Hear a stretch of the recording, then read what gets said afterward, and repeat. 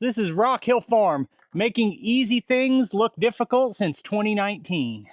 So today I'm going to show you something that I think YouTube says I'm not allowed to show you, and probably other people who make YouTube videos don't want me to show you, and you probably don't want to see it.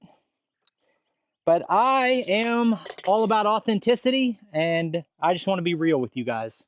Hey, it's Brock here with Rock Hill Farm, and today I want to try to make some real progress on my woodshed build. And then I've also got kind of a crazy idea that I've been kicking around and I've decided to commit to for a new project I'm taking on. I guess I've been calling it my next failed business because I've already had a couple, and it's never a bad time to start your next failed business because eventually maybe you'll get a successful one. But this woodshed has been driving some of you guys crazy because I haven't made much progress on it lately. Actually, it's been a long time. It's kind of embarrassing. I haven't done anything to this for maybe 4 or 5 months. The first thing is, I'm a little bit stubborn on certain things, and I'm absolutely determined that I will not buy any lumber for this building. I'd like to have a woodshed, but it's not a priority for me to have a woodshed. If I can get it done without spending basically any money at all, then I want it. But if this building cost me a couple $1,000s to put up, I just won't do it. No big deal, right? So at this point, I've spent less than $100 on everything you see here. That was on nails and some fasteners, some rafter ties. And I've shown this in a video before, is I have these long spans here. This one is only about 10 foot, but when you come down here, this is a little over 14 foot, I think. Plus it's got the overhang. So I need some lumber that's like 16 foot long, and I don't have it. And I'm only going to use lumber I cut myself. But what I want to do right now is reinforce these headers that I have with some angle supports.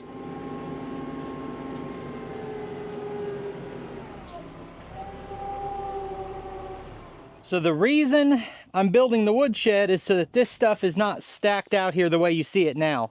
Okay, so the first thing is, if I want to put angled supports from these posts up to my header, the header sticks out. So I need this to stick out, so I got a flat nailing surface that is the same as what I'm working on. We're going to be using nails today that were my grandpa's, and he has been gone for about 30 years. And I love the idea of building this kind of a reclaimed materials building, like something he would have done, and doing it with materials that he reclaimed.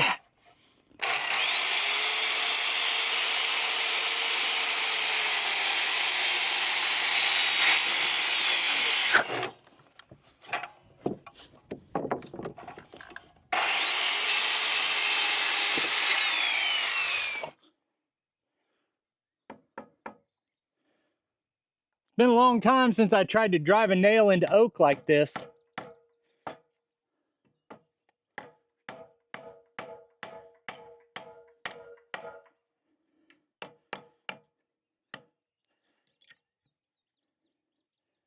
Not much margin for error, but before you bend the nail.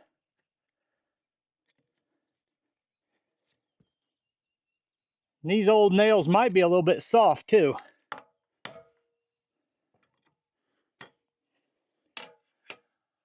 Well, I'll just edit this out. Nobody's ever going to see that I bent that nail over. I think this will go a little better if I pre-drill the holes.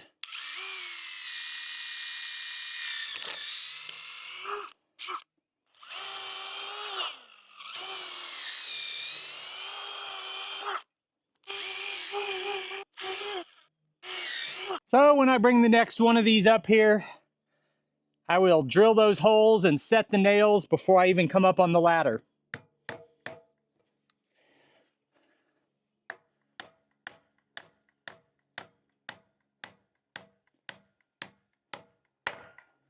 Now, speaking of knowing what you're good at and what you're not good at, here's what I find really interesting.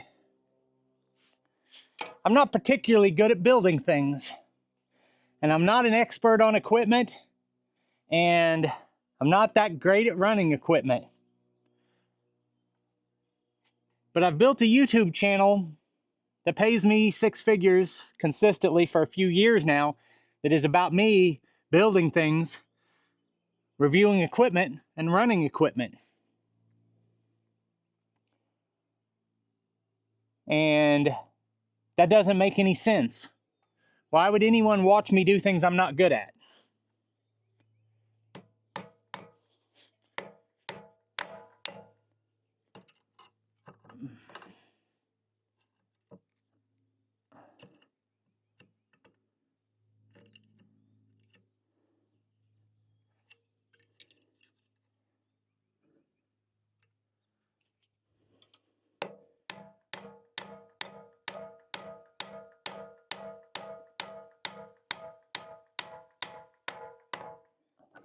So how would somebody make a living teaching things that they aren't good at? Well, it's because of what I am good at. And I have spent a few years and a lot of time and a lot of money learning how to connect with an audience.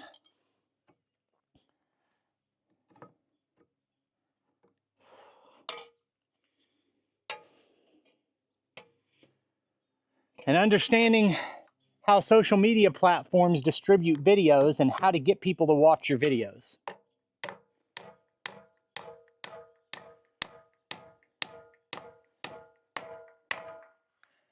Woo, doggy!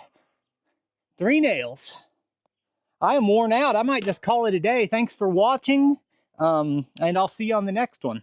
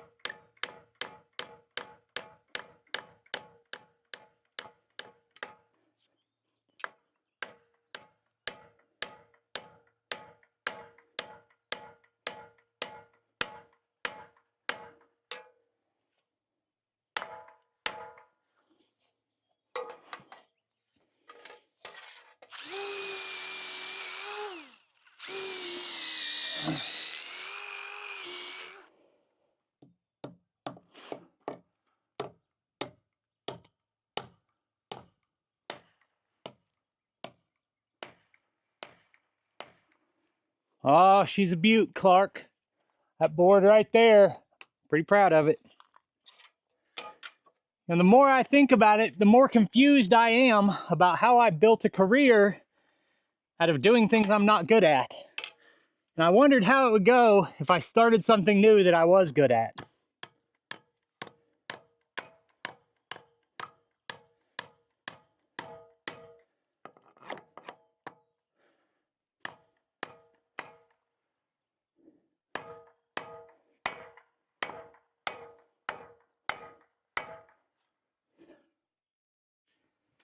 So I believe if I want 3 foot down and 3 foot out with that, means I need a 45-degree angle here. And I think if I put this here and then rotate this until it's on that 45 right here, and then draw across it, that's going to give me a 45. I've got a miter saw I could bring down here, but that's just, the more I get out, the more I got to put up when I'm done, and draws more power. And this will, this doesn't have to be exact.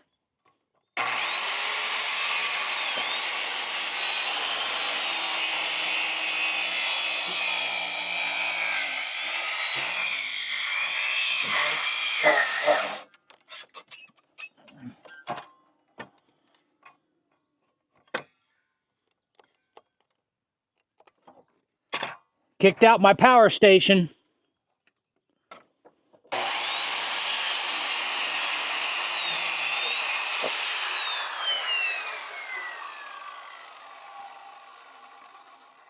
So I'm seeing a spike as high as 1900 watts on that inverter when this is running. I don't think this should pull that much, but it is. Now, rather than take a measurement and try to estimate what this should be, I think I'm just gonna hold this up where I want it to go and see where it lands, and then mark the back side of it. And then from now on, I'm gonna do all of them exactly the same way, so this will be my pattern.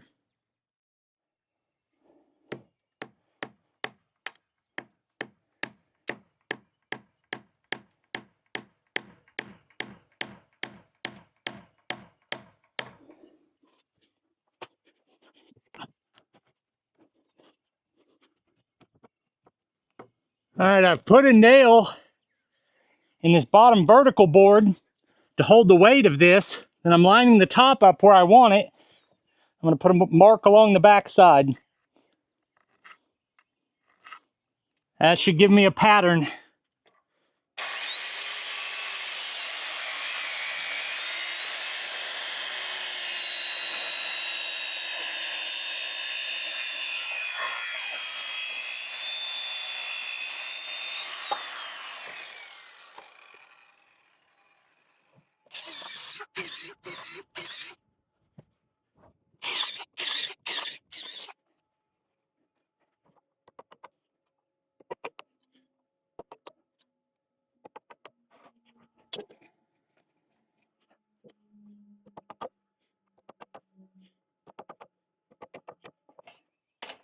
Well, if you're looking to learn how to build a woodshed, this is not the right video to watch. I do everything wrong. I do everything the hard way, make it up as I go, but I got other things to say, and hopefully some of those things provide some value to you. All right, see what we can do.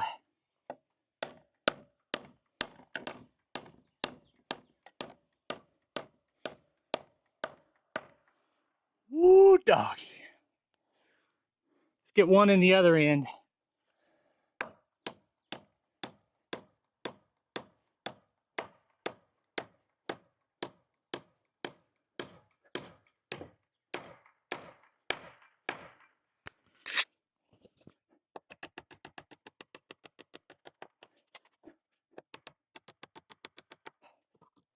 So the problem here, as opposed to the top, is here I'm driving into rough cut oak behind this. As up top, it's that beam that's going to be a lot softer, easier to drive into. These nails are just going to be a fight. If you were a pro, maybe they wouldn't be, but they are for me.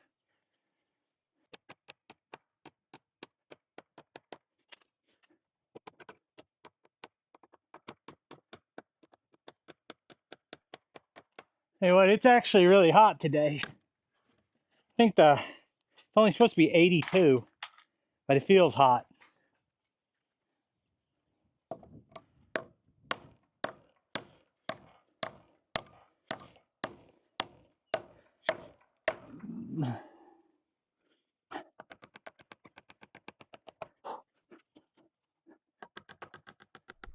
See if we can capture this.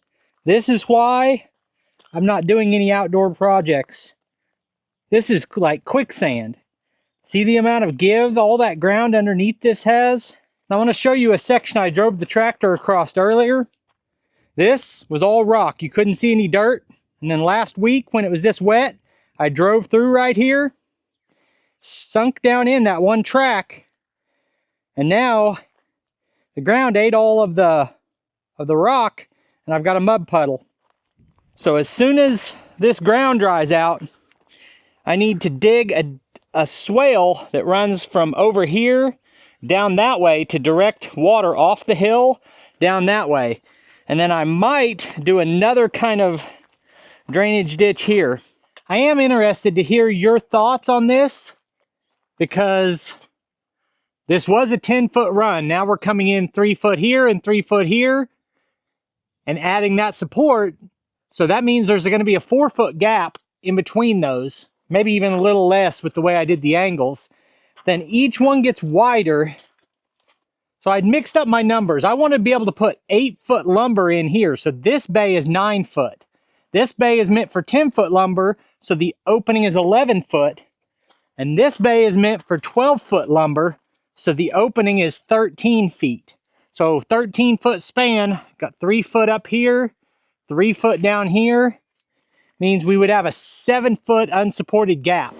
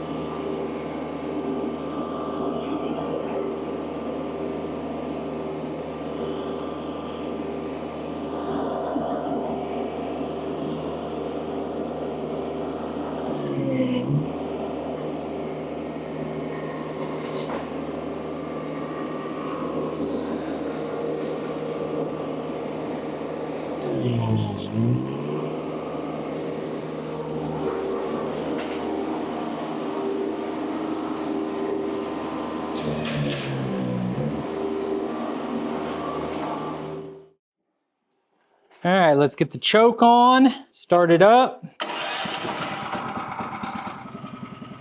Turn the power head on. So I look at that cut, and that's a true 2 inches. I don't need it a true 2 inches. Let's go to a store-bought 2x4 thickness.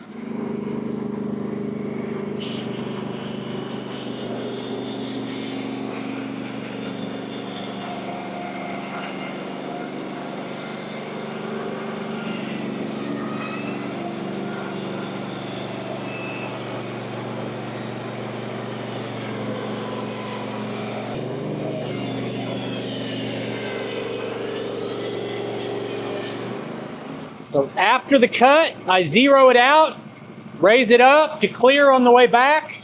Now I'm going to run down to 1.5 inches below. That's where we started. Go past 1.5 inches, then back up to 1.5 inches so the cable is under tension when I take the measurement.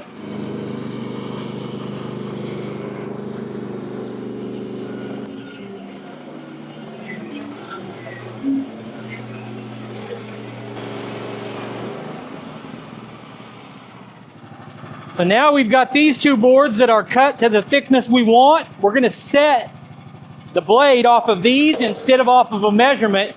But first, I'm going to flip this over so that if there's a bad side on the bottom of this, we're cutting that bad side. Okay, so we've got that flipped over, and we're going to take maybe 1/2 inch off of each of those or less. I mean, we're probably taking 1/4 inch off of those.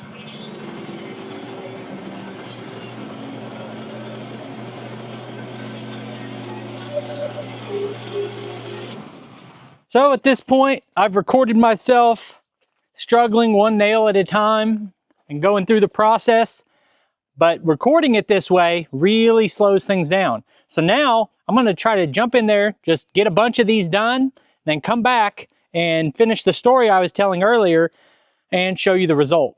Let's say of all the nails I put into the front of this, about half of them bent at some point while driving them.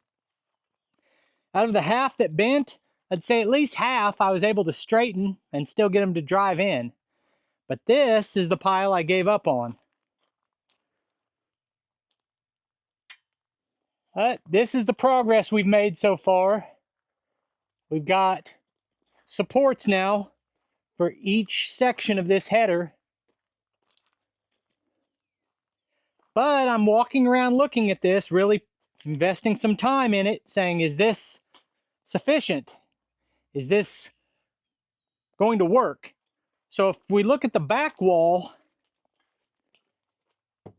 these boards are 1-inch boards, and every one of them is tied into this bookshelf framing and this bookshelf framing, tied into the header, and like each one of these is a vertical support.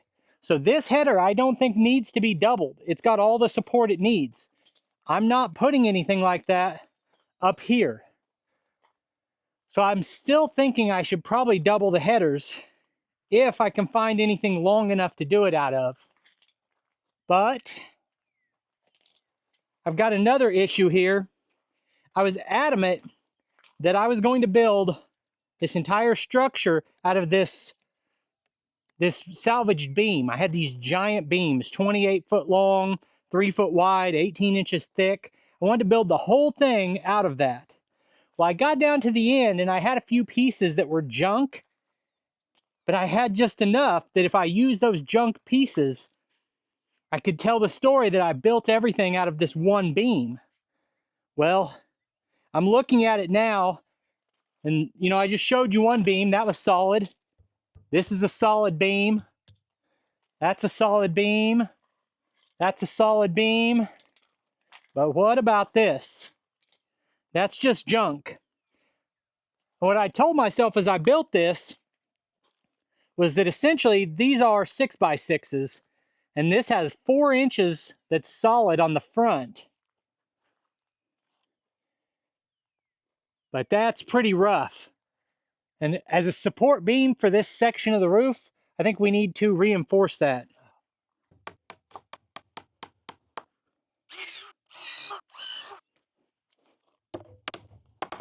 So this drives a lot easier in this material, because with this, I'm drilling through the hardened, the rough cut oak, and this is a lot softer material. This is more like your store-bought pine that I'm hammering into, so it doesn't have to be pre-drilled.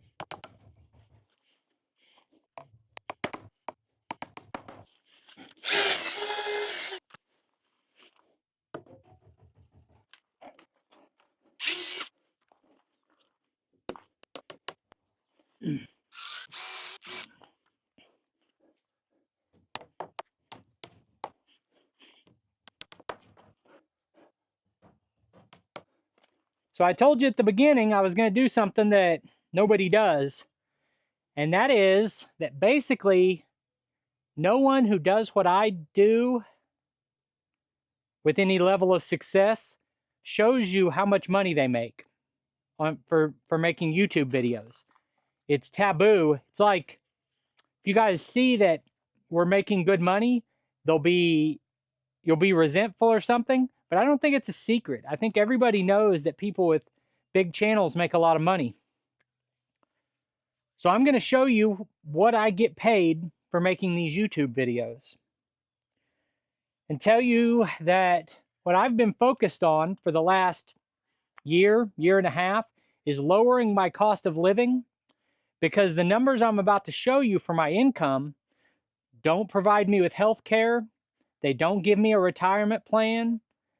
There are none of the benefits that everyone who has a job can accumulate over a lifetime. Those do not come with the money I make. So I have to try to retire off of that. And I'm not prepared for retirement. And I don't have a career.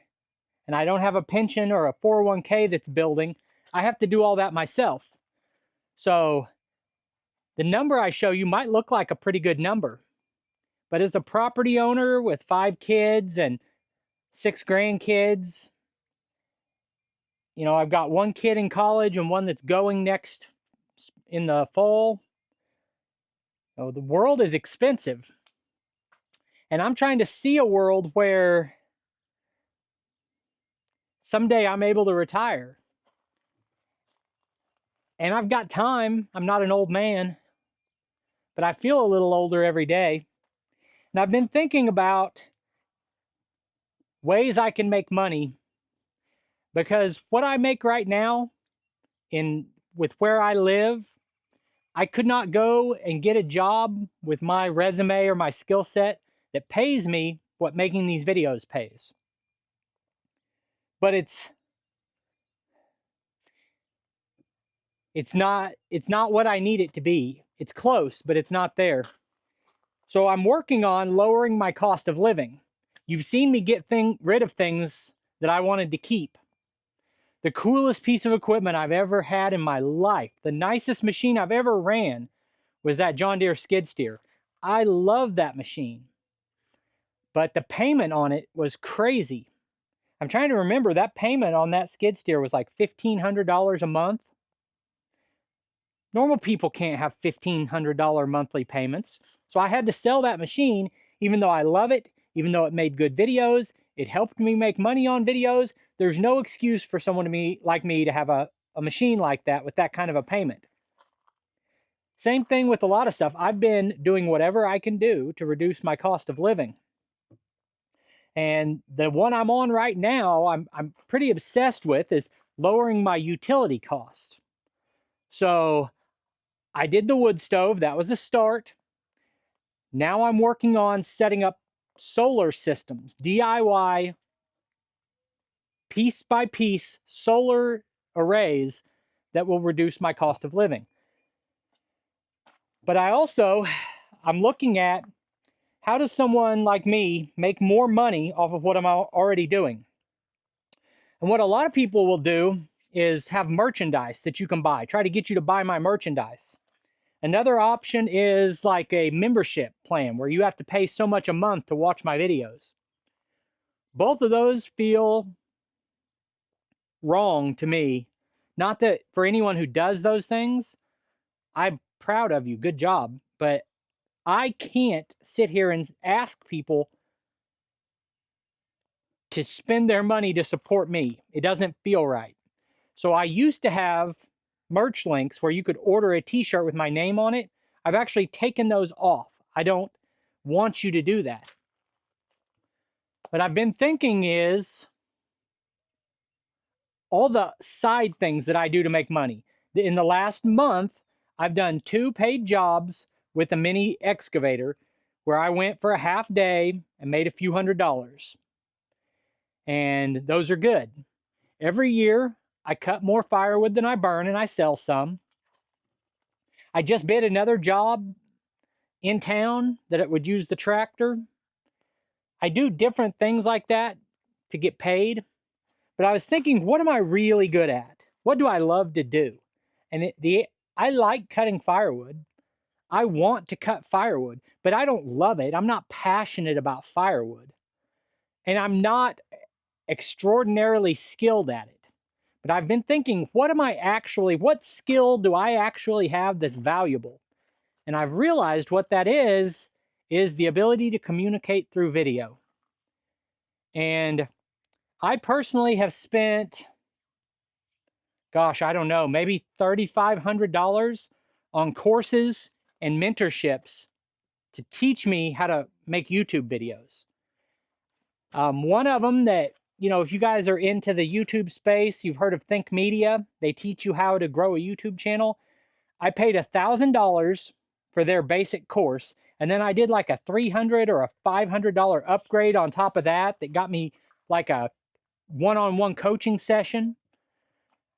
Then I bought, I think, 3 other programs where it was like I paid $500 and I got these series of courses I could download and watch, and they teach you how to do it.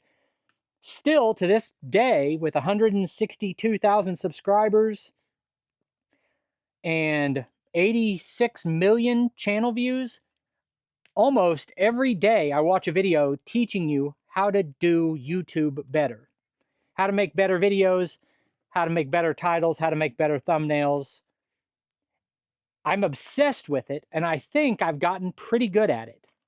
And as a test, and just for fun, I started a second channel and made $500 on the second channel within, what was it, maybe 60 days? I'd have to look. But very quickly, I started to make real money off of a second channel without promoting it on the main channel, to prove that I had learned a skill that was repeatable. So I think if I had a skill or something of value that I could offer people, it is that I've learned how to do this really well. Now, I think I've been approached by a few people wanting me to teach them how to do what I do. And I think there is so much information out there. You could watch videos about how to be better on YouTube 20 hours a day, 7 days a week, For the rest of your life, you'd never see it all.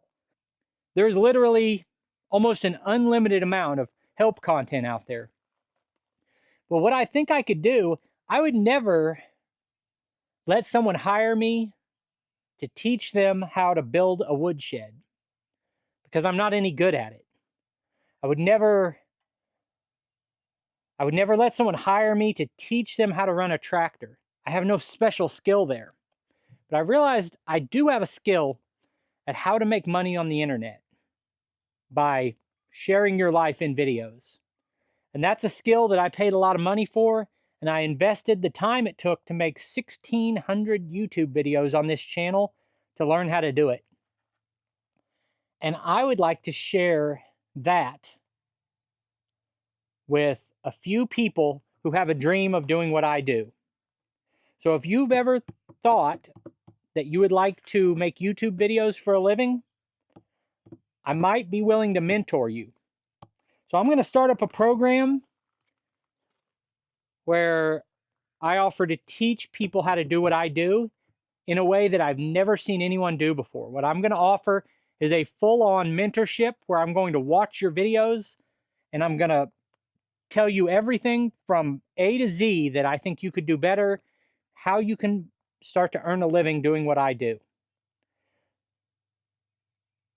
Because I think that is something that I have to offer that not many people do have to offer. So I'm going to put a link in this video description. If you're considering it, I'm going to offer this mentorship program. It won't be cheap. And just because you want to do it doesn't mean I'm going to work with you. I'm going to audit who you are and what you're about. And if I feel the urge to mentor, then I'll do it. And this seems kind of like a weird thing, but I'm actually excited about it.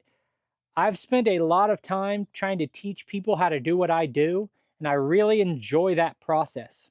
So I want to do it for other people.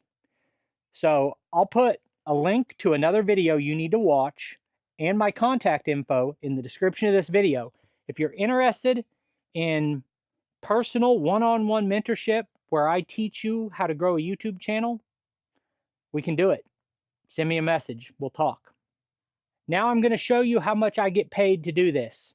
And I'm not doing it to brag because I don't think it's something special, but I can't expect to be trusted as a mentor without proving that what I do works. So here it is. So this is the information that nobody shares. It is kind of a private thing, but if I'm offering to teach you how to do what I do, then I have to show the results of what I've done. You can see my logo in the top right corner. This is my YouTube analytics.